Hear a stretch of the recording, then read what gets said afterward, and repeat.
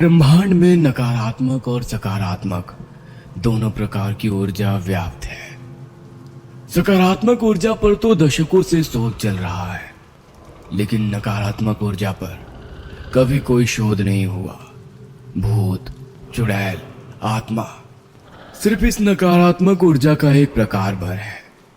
ब्रह्मांड में अवश्य ही कुछ अज्ञात नकारात्मक ऊर्जा स्रोत जरूर होंगे, कुछ अनजान शक्तियां जो है, किंतु उनके अस्तित्व का आभास मनुष्य को नहीं है। विज्ञान में रेजोनेंस का सिद्धांत कहता है कि हमारे आसपास हर तरह की ऊर्जा घूम रही है। किसी विशेष मंत्र, साधना या विधि के माध्यम से जब हम उन नकारात्मक ऊर्जा के बराबर ऊर्जा उत्पन्न करते हैं तो वो ऊर्जा प्रभावी हो जाती है, जिसे सरल शब्दों में सिद्धि प्राप्त करना कहते हैं। कौन सी शक्तियां हैं वो, और उनको साधने के क्या प्रकार हो सकते हैं? क्या वाकई है कोई ऐसी शक्ति जिससे मनुष्य अभी अनजान है? इस कहानी की लेखिका है सोनिया सैनी। रात के 2 बजे का समय था। सारी तैयारियां हो चुकी थी। हवेली के हर हिस्से में नाइट मोड कैमरा लगा दिए गए थे। कुछ दूर पर एडवांस ऑडियो रिकॉर्डर के अतिरिक्त डिजिटल मल्टीमीटर फिट किए गए थे। रिद्धि को एक कुर्सी पर बांधा गया था। वहीं अनंत अपने इलेक्ट्रोमैग्नेटिक डिटेक्टर के साथ रिद्धि के ठीक सामने पूरी तरह से सतर्क और हर आहट पर नजर रखे हुए था। प्रिया और संभव अपने अपने मीटर लेकर पूरी हवेली की ऊर्जा का ग्राफ बनाने में लगे थे। बीप बीप सन्नाटे को चीरती हुई एक आवाज प्रिया को यंत्र से सुनाई पड़ने लगी थी। अचानक ही प्रिया का मीटर रसोई के पास उच्च ऊर्जा का संकेत देने लगा। प्रिया के माथे पर सलवटें पड़ी और उसने अपने सूखते हलक में 2 बूंद पानी के उतारकर रसोई का रुख कर लिया। किसी समय गांव के सरपंच की रिहाइश या यूं समझिए अय्याशी की मुख गवाह बनी यह हवेली आज अपनी दुर्दशा पर आंसू बहाती है। हवेली के नाम से ही आसपास के 4 गांव के लोग कांप उठते हैं। ठाकुर की आखिरी पुश्तों ने तकरीबन 40 साल पहले ये हवेली छोड़ दी थी। छोड़ी क्या थी? अपनी जान बचाकर भागे थे यहां से। वह गए तो फिर कभी किसी की इस जमीन पर पांव रखने की हिम्मत नहीं हुई। कहते हैं कई बार बहुत से हिम्मती और शैतानी ताकतों से लोहा लेने वाले इस हवेली में आए, लेकिन यहां से वापस लौटे तो किसी से कुछ कहने लायक ही ना रहे। इस हवेली की कहानी साधारण नहीं थी, बल्कि काफी रहस्यमयी और डरावनी थी। रसोई के अंदर पहुंचने पर प्रिया को खिड़की के पास से सबसे तीव्र और स्पष्ट सिग्नल मिल रहे थे। दूसरी तरफ संभव भी पूरी हवेली में सिग्नल का पीछा करते करते रसोई के पीछे की तरफ गार्डन में हाई सिग्नल देखते हुए पहुंच गया था। दोनों ने एक दूसरे को देखा और हाथ में पकड़े ग्राफ पर एक गोला खींच दिया। उन दोनों के हाथ में पकड़े मीटर का कांटा ये संकेत देते हुए शोर मचा रहा था कि उसे वहां कोई ऊर्जा मिल गई है। अचानक प्रिया और संभव के पास सिग्नल कमजोर होने लगे और अनंत के कमरे में लगे मीटर से बीप की तेज आवाज आने लगी।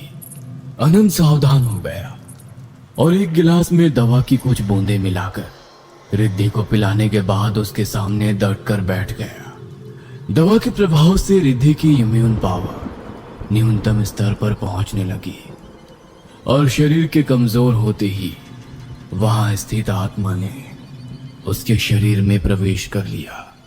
कमरे में भय का वातावरण स्थापित होने लगा था। बाहर के कमरों से फुसफुसाहट और लोगों के चहलकदमी की आवाजें विचलित कर रही थी। कैमरा टूटकर नीचे गिर गया था। किसी एनर्जी को डिटेक्ट करने वाले सारे इंस्ट्रूमेंट एक साथ बीप की आवाज करने लगे थे। बाहर से उल्लुओं की हो की आवाज वातावरण में खौफ का मिश्रण कर रही थी। इसी बीच रिद्धि ने गर्दन को गोल गोल घुमाकर अचानक कुछ आवाजें निकालनी शुरू कर दी। क्या चाहिए तुमको? हाँ, भयानक डरावनी आवाज को झटकते हुए अनंत ने सवाल किया। देखो, हम तुम्हारी मदद करने आए हैं। हम दोस्त हैं। हमें नुकसान मत पहुंचाना। तुम्हें कुछ सहायता चाहिए तो कहो। देखो, हम जानते हैं तुम्हारे सामने हम कुछ भी नहीं, तुम्हारी शक्तियों को चुनौती नहीं दे रहे हैं हम, बस तुम्हारी बात सुनना चाहते हैं। शायद कुछ ऐसा है जो तुम कहना चाहती हो। हम मदद करना चाहते हैं, तुम्हें यहाँ से आजाद करना चाहते हैं। अनंत की बात सुनकर रिद्धि ने पहले नजरें तरेर कर उसकी ओर देखा, फिर एकाएक सिसकने लगी। मुझे मेरे ब्याह से उठा कर लाया था ठाकुर, जिसके नाम की मेहंदी रचाई, उसने तो मुझे घूंघट के इस पार देखा तक नहीं। लेकिन ये हवशी जल्लाद हर रात जब इसका मन भर गया तो अपने बेटों के सामने मुझे ले जाकर पटका। उनके लिए भी मैं बस एक दिल बहलाने का सामान थी। अपनी इस हवेली पर मुझे नाचने वाला खिलौना बना लिया था। इन सब लोगों ने हर रात महफिल सजती, जिसमें ठाकुर के साथ उसके दोस्त यार सब मनोरंजन करते। कुछ समय बाद मैं एक बेटी की मां बन गई। अपनी बेटी की खातिर मैं बिना चूक किए हर रोज उनकी महफिल में नाचने लगी। धीरे धीरे समय बीता और मेरी बेटी 12 बरस की हो गई। मेरी तरह मेरी बेटी भी उपेक्षित जीवन जी रही थी। फिर एक दिन उन जल्लादों की नजर मेरी बच्ची पर पड़ गई। वो मेरी बेटी को उठाकर ले गए। मैंने ठान लिया था, जो मेरे साथ हुआ मेरी बच्ची के साथ नहीं होगा। बस इसीलिए मैं कुल्हाड़ी लेकर उनके ऊपर टूट पड़ी। मैं अकेली थी और वो 4। कितनी देर लड़ती। उसी कुल्हाड़ी से मेरे और मेरी बेटी के टुकड़े करके इसी हवेली में गाड़ दिया उन्होंने। मेरी बच्ची मेरे सामने ही। इतना कहकर रिद्धि गला फाड़ कर रोने लगी। उस दिन मैं कमजोर थी, लेकिन अब नहीं छोड़ा मैंने किसी को। एक एक से बदला लिया, टुकड़े टुकड़े कर दिए।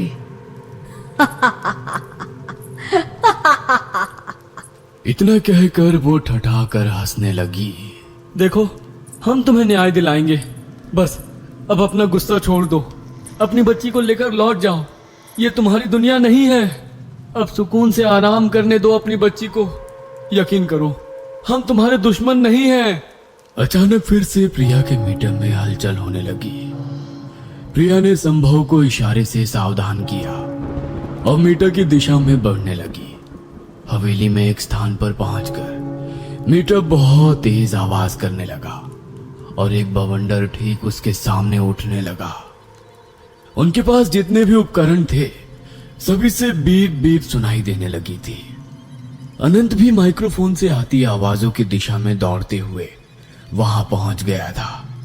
सभी उपकरण यही इशारा कर रहे थे कि वहां अवश्य ही कुछ तो है। उसने कहा था कि उन्हें हवेली में गाड़ दिया था। मुझे लगता है यहाँ कुछ है, खोदो यहाँ पर।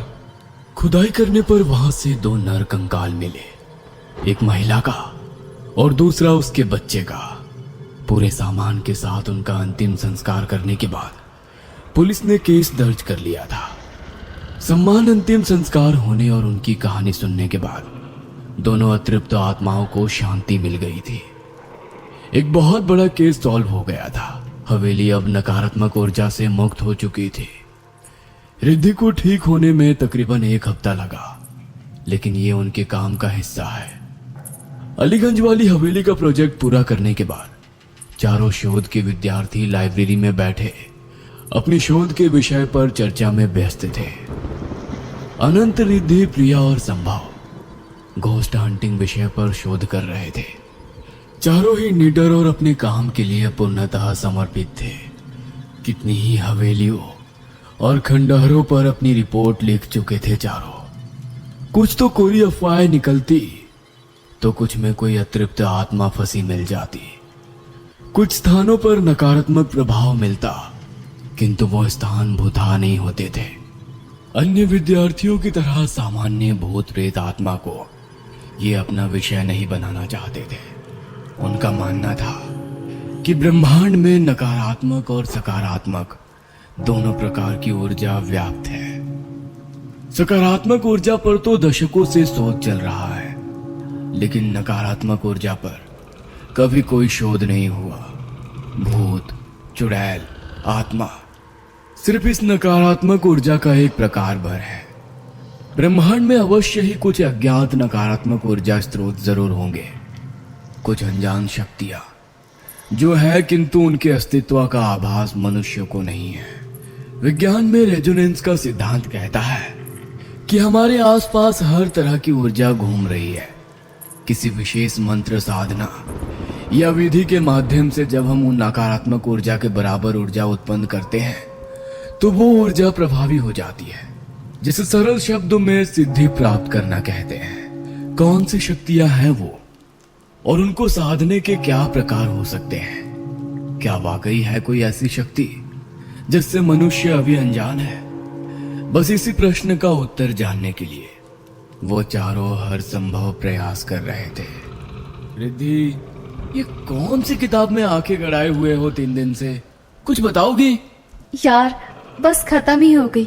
मैं इफरित जिन की कहानी पढ़ रही हूँ। शोध बताते हैं कि ये कहानी महज एक कहानी नहीं बल्कि एक सच्ची घटना है, जिसमें जिन के धरती पर आने और विनाश की सच्ची कहानी लिखी गई है। पढ़ते हुए मुझे ऐसा लगा मैं सच में जिन से साक्षात्कार कर रही हूँ।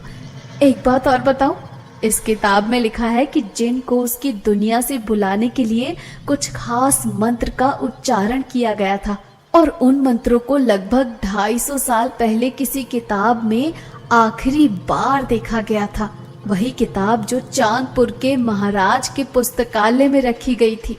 क्यों ना हम लोग वहां चलकर उस किताब को खोजकर उस पर कुछ रिसर्च करें। जिस तरह से उसमें जिन का जिक्र किया गया था, हो सकता है किसी और अज्ञात ताकत के बारे में भी जानकारी हो। और ये बात तो तुम जानते हो ना कि हमारे पूर्वज ऐसा बहुत कुछ जानते थे जिसके बारे में अभी हमें जानना शेष है। चाहे पिरामिड हो या कैलाश पर्वत की मिस्ट्री, अभी बहुत कुछ जानना बाकी है जिनके निशान अतीत में छिपे हैं। मतलब तुम वापस उसी मनहूस हवेली में जाना चाहती हो जहाँ पर इतने लोगों ने अपनी जान गंवाई? संभव ने हैरानी से कहा। तो तुम्हें क्या लगता है तुम रात को सोने जाओगे और सुबह तुम्हें तुम्हारी पीएचडी हाथ में मिल जाएगी? हमारा काम ही है ऐसा संभव। जोखिम तो लेना ही होगा। तुम लोग बोलो, क्या बोलते हो? प्रिया ने भी रिद्धि का समर्थन किया। तो ठीक है, चलते हैं, देखते हैं क्या हाथ लगता है। चारों अगले ही हफ्ते चांदपुर की पहाड़ी पर स्थित मोर वाली हवेली के लिए निकल पड़ते हैं।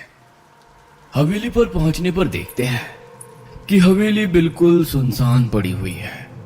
कबूतरों की गुटुरगू के अलावा कोई और आवाज वहां सुनाई नहीं पड़ रही थी।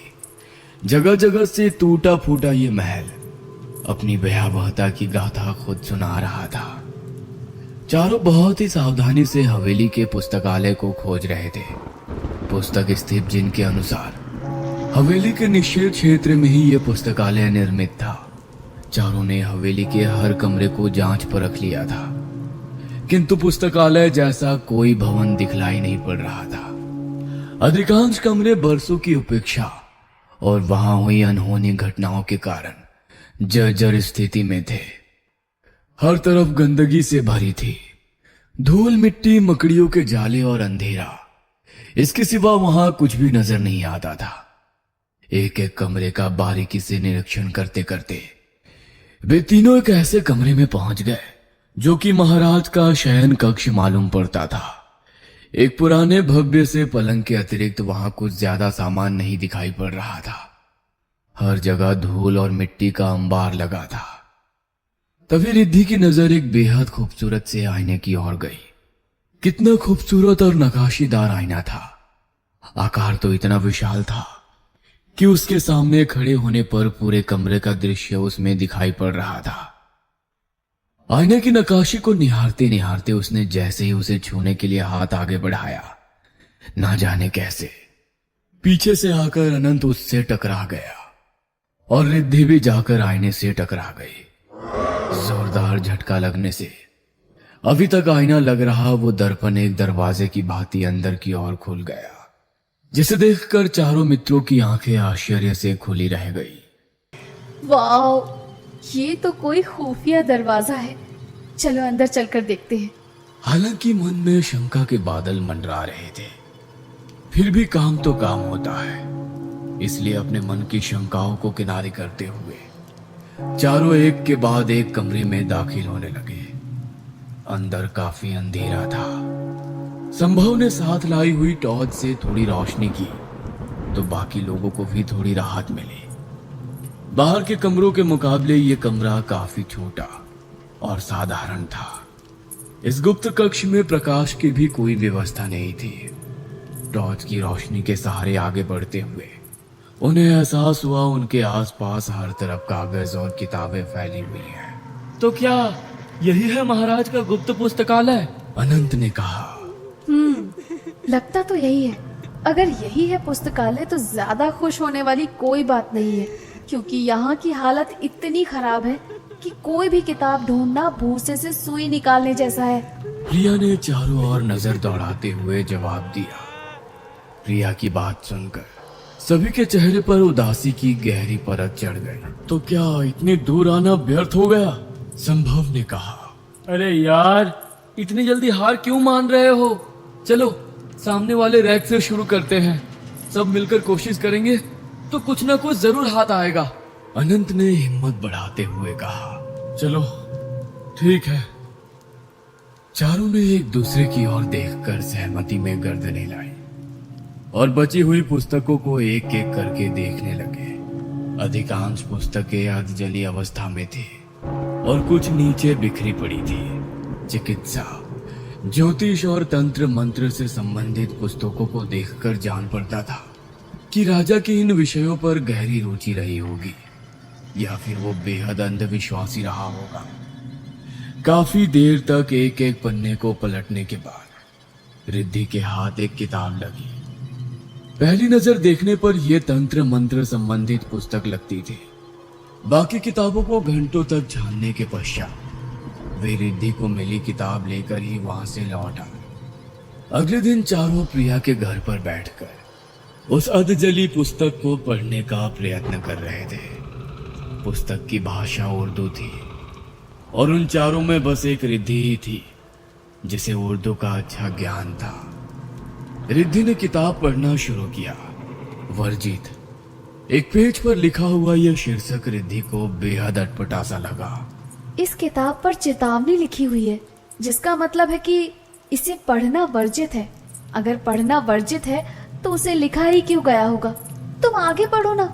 रिद्धि थोड़ा अटकते हुए आगे पढ़ने लगी। आगे कुछ पंक्तियां लिखी हुई थी जिसका अर्थ था, संसार में भिन्न भिन्न प्रकार की शक्ति उपस्थित है जिन्हें कभी भी अभिमंत्रित नहीं किया जाना चाहिए, क्योंकि उसमें से अधिकांश की प्रवृत्ति पैशाचिक है जिनके होने का अर्थ ही है विनाश। आगे कुछ विशेष मंत्र लिखे हुए हैं जिनको बोलना वर्जित माना गया है। किताब में कई जगह अलग अलग स्थानों पर लिखे मंत्र के सामने भी चेतावनी लिखी हुई है।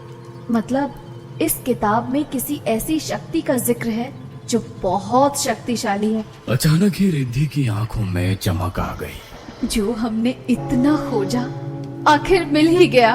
पागल मत बनो। हर शक्ति को संभाल पाने का दम नहीं है इस मल्टीमीटर में। जिस मंत्रों के आवाहन के लिए खुद लेखक ने चेतावनी दी है, उस मंत्र को तुम आज 250 साल बाद बोलना चाहती हो। 250 साल पहले मना किया गया कार्य आज के युग में क्यों दोहराना? संभव ने कहा। मैं इन सबसे बाहर हूँ, तुम लोग अपना सोच लो। संभव कमरे से बाहर निकल आया था। अब प्रिया के चेहरे के भाव भी बदल रहे थे। संभव ठीक ही कह रहा है, शायद हमें इन सबसे नहीं उलझना चाहिए। प्रिया ने भी अपना मत रख दिया।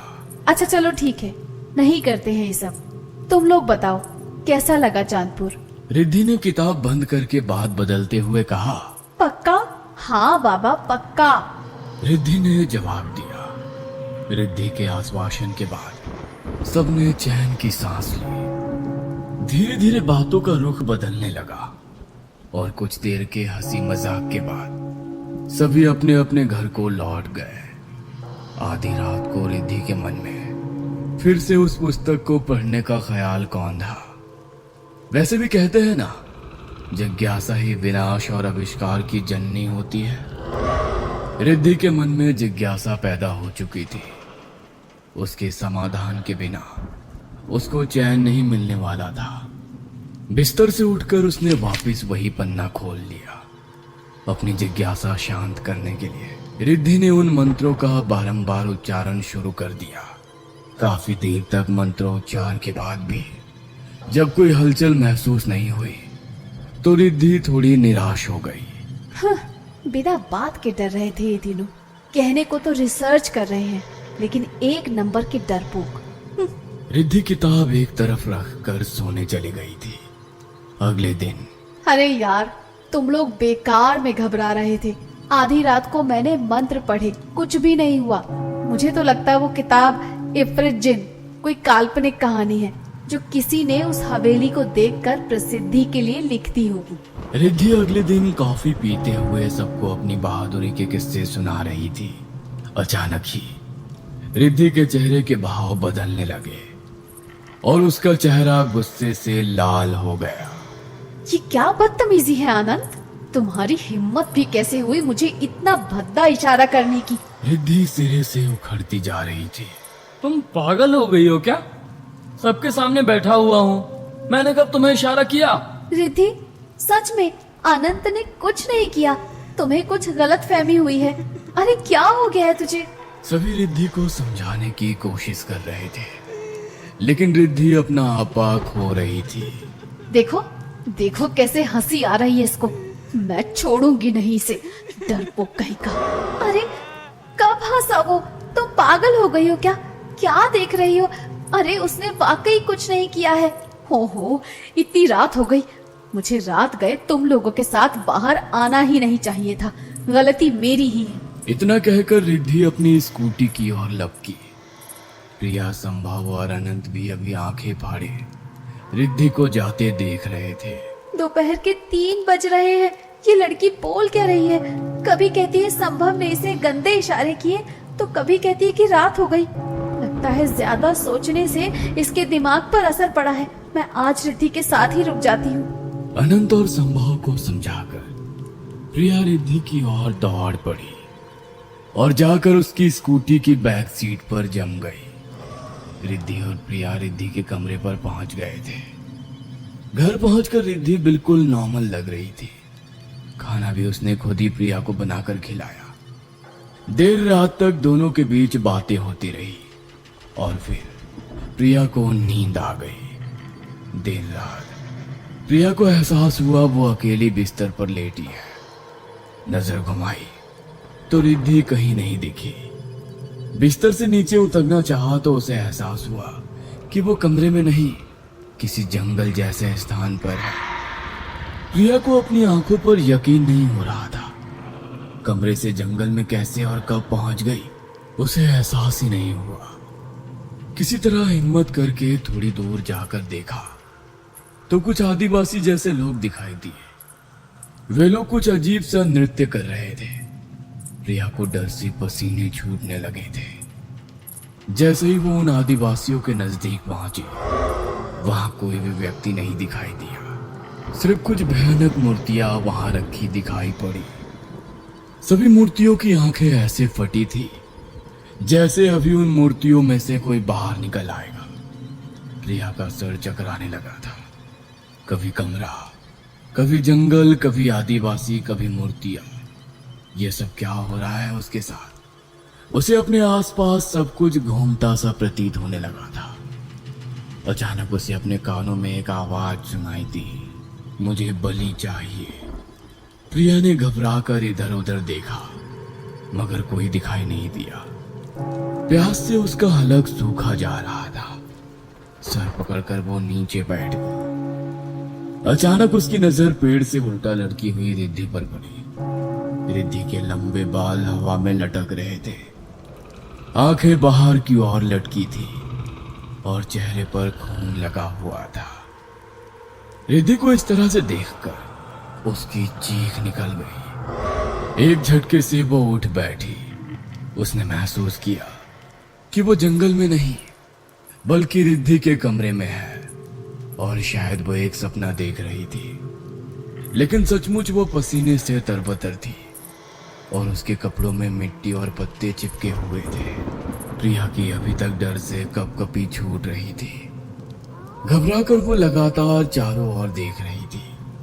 उसने ध्यान से देखा तो पाया कि मकान की छत पर एक चेहरानुमा आकृति बनी हुई है। ऐसा लग रहा था कोई छत के अंदर से झांक कर उसे ही देख रहा हो। इतने सारे घरों को भूतिया शक्ति से छुटकारा दिलाने वाली लड़की, जिसने अनेकों डरावनी घटना देखी थी, वो भी दहशत जिंदा हो गई थी। उसे महसूस हो रहा था कि उसका दिमाग जो देख रहा है वो सब भ्रम है, एक छलावा है। किंतु ये कैसा भ्रम जाल था जिसमें वो उलझती जा रही थी। छत पर उभरी आकृति से डरकर वह बिस्तर से उतरी और कमरे का दरवाजा खोलते ही उसने खुद को फिर से उसी सुनसान जंगल में पाया। प्रिया पागलों की तरह यहां से वहां दौड़ रही थी, लेकिन जैसे उस जंगल का कोई अंत ही नहीं था। भागते भागते वह थक गई थी। थक कर बैठते ही उसने अपनी आंखें बंद की और अगले ही पल खुद को वापस कमरे में पाया। बार बार यही क्रम चल रहा था। वह बाहर निकलने की कोशिश करती तो खुद को जंगल में पाती और थक कर बैठती तो वापस कमरे में पहुंच जाती। अचानक फिर से एक डरावनी ध्वनि सुनाई पड़ी। यहाँ से निकलना चाहती हो तो बलि देनी होगी। किसकी बलि? कैसी बलि? कौन है यहाँ? मुझसे क्या चाहते हो? जाने दो मुझे, प्लीज जाने दो मुझे। वह चीखते हुए लगभग अपनी चेतना खोने को थी। तभी रिद्धि कमरे के अंदर आती है। बिखरे बाल, होठों से बेतरतीब बिखरी लाली। ऐसा लगता था जैसे होठों पर खून लगा हो। हमेशा काजल से सजी रहने वाली उसकी आंखें किसी शिकारी जानवर की तरह लाल दिखाई पड़ रही थी। एक हाथ से प्रिया को उठाकर जमीन पर पटकते हुए उसने कहा, अगर अपनी जान बचाना चाहती हो तो रिद्धि की बलि देनी होगी, वरना ये मरेगी ही, तू भी नहीं बचेगी। देखो, तुम कौन हो? तुम्हारी आत्मा क्यों भटक रही है? कोई अतृप्त इच्छा है तो मुझे बताओ, मैं तुम्हारी मदद करूंगी। मुझे अपना दोस्त समझो, दुश्मन नहीं हूं मैं। प्रिया ने खुद को संभालते हुए एक प्रयास किया। तुझे लगता है मैं कोई आत्मा हूँ? तू मेरी मदद करेगी? ना मेरे पास कोई शरीर था ना आत्मा, और जब शरीर ही नहीं तो इच्छाएं कहाँ से होंगी? अतृप्त आत्मा। तू मुझे तृप्त करेगी कैसे? मैं इस लोक का नहीं जो मुझे यहाँ की वस्तु से तृप्ति मिल जाए। ना मेरे पास शरीर है, ना आकार, ना रंग, ना रूप। प्रिया सहमी हुई थी। आंखों से आंसू भी बहते बहते सूख चुके थे। अपने ही दोस्त की बलि कैसे दे दो, सोचकर ही उसे सीलन हो रही थी। अचानक उसने खुद को वापस उस निर्जन वन में पाया और देखा कि रिद्धि एक कुल्हाड़ी लिए उसकी ओर दौड़ती चली आ रही है। प्रिया घबरा गई और स्वयं के बचाव के लिए उसने रिद्धि को धक्का देकर एक और धकेल दिया। अचानक रिद्धि के चीख की आवाज सुनाई पड़ी। कुल्हाड़ी नीचे गिरी हुई थी और रिद्धि की गर्दन एक और लटकी थी। रिद्धि की गर्दन से खून का फवारा छूट रहा था। रिद्धि की ऐसी हालत देखकर प्रिया के होश गुम हो गए। कुछ देर बाद होश आया तो पाया अनंत और संभव उसे घेर कर खड़े हैं। संभव ने उसका हाथ थामा हुआ था और अनंत उसका सर सहला रहा था। प्रिया कुछ बोलने को हुई ही थी कि सामने से रिद्धि कटोरी में सूप लेकर वहां आ पहुंची। प्रिया को एक पल के लिए अपनी आंखों पर यकीन नहीं हुआ। रिद्धि को देखकर वो अपना हाथ छुड़ाकर वहां से भागने लगी। लेकिन तुम तो रात को मैंने खुद देखा मेरे ही हाथों से।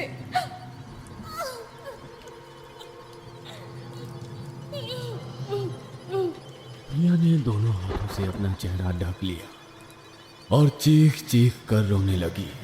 मैं मारना नहीं चाहती थी, लेकिन पता नहीं कैसे मैं सचमुच नहीं मारना चाहती थी। अरे यार, तुमने कोई भयानक सपना देखा होगा। तुम यहाँ बेहोश पड़ी थी, इसीलिए मैंने संभव और अनंत को भी बुला लिया था। रिलैक्स हो जाओ, सब ठीक है। प्रिया को अभी भी अपनी आंखों पर यकीन नहीं हो रहा था। रिद्धि ने कह तो दिया था उसने शायद कोई सपना देखा है, लेकिन उसका दिमाग उस सच को स्वीकार करने के लिए अभी तक तैयार नहीं था। इतवार का दिन था, इसलिए प्रिया की हालत को देखते हुए संभव और अनंत ने भी वहां रुकने का प्रोग्राम बना लिया। प्रिया कुछ ज्यादा ही ट्रॉमेटाइज्ड हो गई है, क्या करे। अच्छा, तो इसका फेवरेट एनर्जी ड्रिंक ले आ, और चिकन भी, प्रिया को बहुत पसंद है, शायद मूड ठीक हो जाए। शाम ढले सभी डिनर करते हुए आपस में बात करके माहौल को थोड़ा सामान्य बनाने की कोशिश कर रहे थे। प्रिया अभी भी सहमी बैठी थी। खाने पीने के बाद कब उन चारों को नींद आई उन्हें पता नहीं चला था। अचानक देर रात ढोल की आवाज सुनकर अनंत की नींद टूटी। उसने संभव को जगाया तो पाया वो दोनों एक घने जंगल में हैं, जहां दूर आदिवासी ढोल बजाकर कोई त्योहार मना रहे थे शायद। अनंत ने घबराकर आसपास देखा। संभव को तो अभी भी ये कोई स्वप्न ही लग रहा था। आधी रात गए सुनसान जंगल, झिंगूर और जंगली जानवरों की बहाएं बहाएं करती आवाजें जो सन्नाटे को चीर कर अजीब सी सहरन पैदा कर रही थी, और अजीब सी ध्वनि निकालते वो आदिवासी ढोल। वह ढोल की आवाज थिरकन नहीं, एक शोक सा नसों में भर रही थी। संभव अनंत का हाथ पकड़कर आदिवासियों की ओर बढ़ने लगा, मानो एक सम्मोहन सा था जो उन्हें उस ओर खींच रहा था। आगे के गोले के चारों ओर कुछ लोग बेसूद ढोल पीट रहे थे। संभव के आश्चर्य का ठिकाना नहीं रहा जब उसने प्रिया और रिद्धि को भी वहां बैठे देखा। उसने रिद्धि से कुछ पूछना चाहा, किंतु एक आदिवासी ने अपनी खून उगलती आंखों से घूरकर उसे चुप रहने का इशारा किया। सभी लोग नीचे बैठने लगे। एक थाल में भोजन जैसा कुछ परोसा जाने लगा। उन चारों को भी खाने का इशारा किया तो कुछ भयभीत से होकर सबने बारी बारी से एक टुकड़ा मुंह को लगाया। प्रिया को तो पहले निवाले से ही उल्टी हो गई, लेकिन रिद्धि उसे बड़े चाव से खाती रही, मानो बरसों की भूख शांत हो रही हो। उसकी आंखों से टपकता वहशीपन और चेहरे पर चढ़ते उतरते भावों को सभी कौतुक से देख रहे थे। खाने के बाद अब रिद्धि सामान्य लग रही थी। संभव और अनंत की आंखों में खौफ स्पष्ट नजर आ रहा था। उन्हें अच्छी तरह याद था कि वे सब रिद्धि के घर में सोए थे। फिर अचानक उन चारों का इस विहड़ में पहुंच जाना और आदिवासियों के बीच फंसना, सब कुछ इतना असामान्य था कि उन्हें अभी भी यह स्वप्न ही महसूस हो रहा था। वे अभी इस गफलत से निकले भी नहीं थे कि अचानक वहां मौजूद आदिवासी कुल्हाड़ी से एक दूसरे पर हमला करने लगे, जिससे वहां भगदड़ मच गई। सभी अपनी अपनी जान बचाने के प्रयास में जहां समझ आया दौड़ पड़े। एक टूटी सी झोपड़ी को देख संभव उसके भीतर जाकर छिप गया। कुछ देर बाद वहां से भयानक आवाजें आने लगी, जैसे कोई जंगली जानवर मांस खा रहा हो। बीच बीच में गुर्राने की आवाज सन्नाटे को चीर देती। संभव पसीने से तरबतर हुआ सहमा हुआ एक कोने में बैठा था। अचानक आवाज उसके निकट आती प्रतीत होने लगी। उसने अपनी आंखें कसकर बंद कर ली। कुछ क्षण पश्चात उसे अपने कंधे पर एक हाथ महसूस। यहाँ कैसे पहुंचे तुम? सामने प्रिया खड़ी थी। प्रिया, यहाँ कोई है? संभव ने इशारे से उसे चुप रहने को कहा। क्या बोल रहे हो? कौन है और कहाँ है? वहाँ झोपड़ी के पीछे की तरफ से किसी जंगली जानवर की आवाज आ रही है। संभव ने डरते हुए कहा। झोपड़ी? होश में आओ संभव, यहाँ कोई जानवर नहीं है। तुम यहाँ हो अपने कमरे में, यहाँ जानवर कैसे आएगा? हुआ क्या है, कुछ बताओगे? संभव ने ध्यान से देखा तो पाया वो तो अपने कमरे में ही था। लेकिन ऐसा कैसे हो सकता है? हम तो वहां उस जंगल में। संभव ने बोलते हुए अपना सर पकड़ लिया। प्रिया ने कुछ देर खामोश रहने के बाद संभव को कमरे से बाहर आने का इशारा किया। बाहर आने के बाद प्रिया ने संभव से कहा। संभव, रिद्धि और अनंत का कुछ पता नहीं है और तुम बोल रहे हो कि तुम भी जंगल में थे। ये कैसे हो सकता है? अरे वो दोनों भी तो जंगल में ही थे ना। सच बताऊं तो ऐसा ही जंगल मैंने देखा था परसों। कुछ तो अनहोनी हो रही है हमारे साथ। समझ नहीं आ रहा कि क्या सच है क्या सपना है। खुली आंखों से देखकर सब कुछ कैसे झुठला दें। प्रिया ने अपने साथ हुई पूरी घटना संभव को शब्दशः सुना दी। फिर संभव ने भी अपना पूरा अनुभव प्रिया को बताया। एक दूसरे की बात ध्यान से सुनने के बाद दोनों कुछ देर तक खामोश रहे। फिर संभव ने आगे कहा, प्रिया, मुझे लगता है ये सब उस किताब के कारण ही हो रहा है। ये कौन सी ताकत है जो हमसे हमारी सोचने समझने की शक्ति छीन रही है? हमारे दिमाग को इतना भटका दिया है कि सच और भ्रम का अंतर ही स्पष्ट नहीं हो रहा। ये जरूर कोई छलावा है जो हर पल हमें छल रहा है। हम दोनों वापस कमरे में आ गए और रिद्धि और अनंत नहीं आ पाए। कहीं इसका मतलब ये तो नहीं कि छलावे ने उन दोनों का शिकार कर लिया? नहीं प्रिया, अपने दोस्तों को मैं कुछ नहीं होने दूंगा। मेरा दिल कहता है वो दोनों बिल्कुल ठीक होंगे। हम उन्हें वापस लेकर आएंगे और इस छलावे से निकल जाएंगे।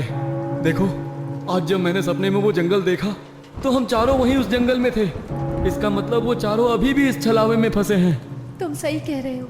मुझे लगता है हमें वो किताब फिर से पढ़नी होगी, तभी समझ में आएगा कि ये सब क्या है और क्यों है।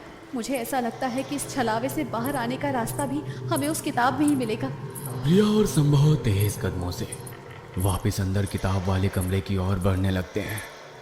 कमरे का दरवाजा खोलते ही वे दोनों एक बार फिर से खुद को उसी जंगल में पाते हैं। नहीं, हम फिर से उसी छलावे में आ गए हैं। प्रिया घबराकर इधर से उधर भाग रही थी। तभी उसे एक घने पेड़ के पीछे से किसी के होने की आहट सुनाई देने लगी। ऐसा लग रहा था जैसे कोई छिपकर वहां खड़ा हो। प्रिया दौड़कर पेड़ के पास पहुंच गई। अचानक ही पेड़ की डाल पर से एक आदिवासी जैसा दिखने वाला व्यक्ति उसके ऊपर कूद पड़ा। अचानक हुए इस हमले के कारण प्रिया घबरा गई थी। वह घबराकर वहां से दूर भागने लगी। तभी उसकी नजर एक पेड़ के पीछे छिपी रिद्धि पर पड़ी। अंधेरे में वो नीचे झुककर बैठी हुई थी। लंबे बालों से उसका पूरा चेहरा ढका हुआ था। धीमे कदमों से प्रिया उसके पास पहुंची। रिद्धि, ये तुम ही हो ना? यहाँ क्यों बैठी हो?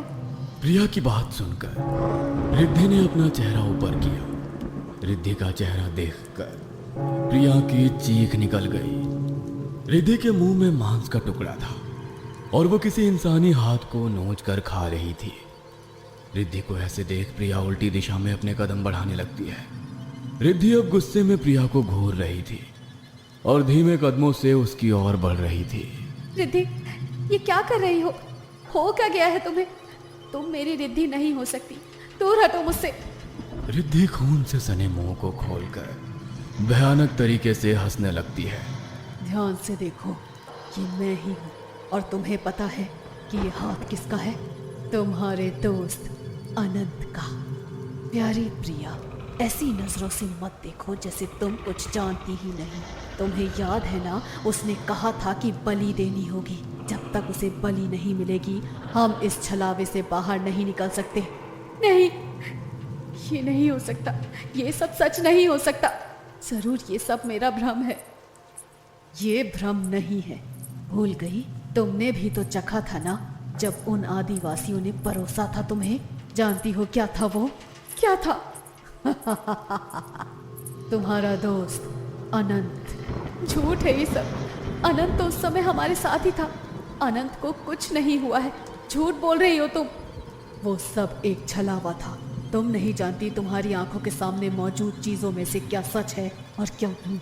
तुम्हें मौका मिला था ना कि तुम यहाँ से निकल सको, लेकिन तुमने वो मौका गंवा दिया। लेकिन मैं तुम्हारी तरह मूर्ख नहीं हूँ। मैं यहाँ से निकल कर ही रहूंगी।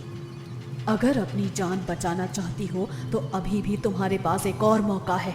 संभव की बलि दे दो और मेरे साथ छलावे से बाहर जाने का रास्ता ढूंढ लो। तुम्हारे जैसी हैवान मेरी दोस्त हो ही नहीं सकती। तुम रिद्धि नहीं हो। ये सब मुझे तोड़ने का तरीका है, लेकिन मैं तुम्हारी बातों में नहीं आने वाली। संभव कहाँ हो तुम? संभव? प्रिया, मैं भाग भाग कर थक गया हूँ। मैं कितना भी भागता हूँ, घूम फिर कर बार बार यहीं आ जाता हूँ।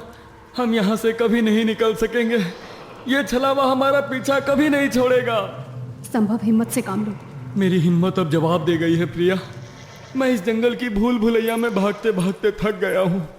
मैं कितना भी भागता हूँ, बार बार घूम फिर कर यहीं आ जाता हूँ। इस जंगल का कोई सिरा ही नहीं है, यहाँ से बाहर निकलने का कोई रास्ता नहीं है। तुम सुन रही हो ना, ये आदिवासियों की भयानक आवाजें और ढोल की मनहूस आवाज। ये आवाज अगर मैंने कुछ देर और सुनी तो मेरे दिमाग की नस फट जाएगी। तुम यहां से निकल सकते हो, लेकिन उसकी बस एक ही शर्त है, बलि देनी होगी। ध्यान रखो, यहां से तुम में से कोई एक ही वापस जा सकता है। भूल जाओ ये तुम्हारे दोस्त है, बस बलि दो और अपनी जान बचाओ। प्रिया, इस रिद्धि ने हमारे दोस्त अनंत को मार डाला। देखा ना तुमने, इसने कितनी निर्ममता से अनंत को। अनंत मेरे भाई, मेरे दोस्त, माफ कर दे मुझे। मैं तुझे बचा नहीं पाया, लेकिन अब मैं इस छलावे में फंसकर नहीं मरने वाला। मैं बलि दूंगा, जो करना पड़ेगा करूंगा। संभव, संभालो अपने आप को। देखो, ये सब हमारा वहम है बस। संभव, होश में आओ। अगर यहाँ से निकलने की यही शर्त है तो सबसे पहले मैं इस रिद्धि को मार डालूंगा। इसी की वजह से हम सब इस मुसीबत में फंसे हैं। हमने इसे मना किया था उस शैतानी किताब को हाथ ना लगाना, लेकिन ये नहीं मानी। सारी मुसीबत की जड़ यही है। अब मैं इसे नहीं छोड़ सकता। इतना कहकर संभव कुल्हाड़ी उठाकर उसकी ओर लपक पड़ता है और एक ही बार में उसकी गर्दन धड़ से अलग कर देता है। बस एक बलि और, उसके बाद तुम आजाद हो। संभव, ये क्या कर दिया तुमने? रिद्धि दोस्त थी हमारी, हम तो यहाँ उसे बचाने आए थे ना। देखो प्रिया, यहाँ पर सबसे पहले अपनी जान बचाओ। अगर कुछ देर और यहाँ रहोगी तो यह आवाज सुनते सुनते ब्रेन हेमरेज से मर जाओगी। मुझे माफ कर देना, मैं मरना नहीं चाहता, इसलिए मुझे तुम्हारी बलि देनी ही होगी। संभव, देखो, ठंडे दिमाग से सोचो। हम एक नेगेटिव एनर्जी में फंसे हुए हैं और ये हमसे ऐसे ही काम करा रही है जिससे नेगेटिविटी बढ़े, ताकि उसकी ताकत बढ़ती जाए और हम उसकी पकड़ से कभी आज़ाद ना हो पाए। अपने दोस्तों की बलि देकर हम कभी यहाँ से निकल नहीं सकते। वो सब मुझे नहीं पता, लेकिन अब तुम मरने के लिए तैयार हो जाओ। मैं तुम्हें खुद को मारने नहीं दूंगी। ठीक है, मैं खुद ही अपनी जान दे दूंगी, लेकिन अपने दोस्त के हाथ खून से रंगने नहीं दूंगी तुम्हें। इतना कहकर प्रिया कुल्हाड़ी लेकर अपनी गर्दन पर वार करने लगती है। प्रिया, संभव, उठो। कैसे हो तुम लोग? ठीक तो हो ना? रिद्धि और अनंत कहाँ है? रिद्धि और अनंत अब कभी लौट कर नहीं आएंगे। छलावे में फंसकर उनकी मौत हो गई है सर। हमें भी यही लगा था कि हम कभी लौट कर नहीं आ सकेंगे, लेकिन इस छलावे से हम बाहर कैसे निकले? रिद्धि ने मुझे फोन किया था और उस किताब के बारे में काफी कुछ बताया था। आज मैं जब यहाँ रिद्धि से मिलने और वो किताब देखने के लिए आया तो पाया कि दरवाज़ा अंदर से बंद पड़ा है और मेरे बहुत खटखटाने पर भी कोई भी दरवाज़ा नहीं खोल रहा। मेरा मन आशंका से भर गया। मैंने तुरंत पड़ोसियों की मदद से ताला तोड़ा और अंदर दाखिल हो गया। अंदर का नज़ारा और भी हैरान करने वाला था। अंदर पूरा घर खाली पड़ा हुआ था और तुम चारों वहाँ से नदारद थे। मैं समझ गया कि ज़रूर ये सब उस किताब के कारण हुआ है। इसलिए मैंने वो किताब खोली और उस शक्ति को कमज़ोर करने के लिए मंत्र पढ़ने शुरू कर दिए। मंत्र साधना के कुछ देर बाद जब मैंने आंखें खोली तो तुम दोनों बेहोशी की हालत में यहाँ पड़े दिखाई दिए। प्रोफेसर के सही समय पर उन्हें बचा लेने के कारण प्रिया और संभव की जान बच गई थी, लेकिन अपने दोस्तों को खोने के सदमे से वो कभी निकल ही नहीं सके। अपनी रिसर्च छोड़कर वो दोनों वापस अपने घर लौट गए थे। उस शैतानी किताब को प्रोफेसर ने अपने लाइब्रेरी में रख लिया था। सभी उस घटना को भूलने की कोशिश में लगे थे। 8 साल बाद। अरे यार, ये प्रोफेसर की लाइब्रेरी में ये किताबें कैसी हैं? ऐसा करती हूँ, आज रात को इसे पढ़कर देखती हूँ।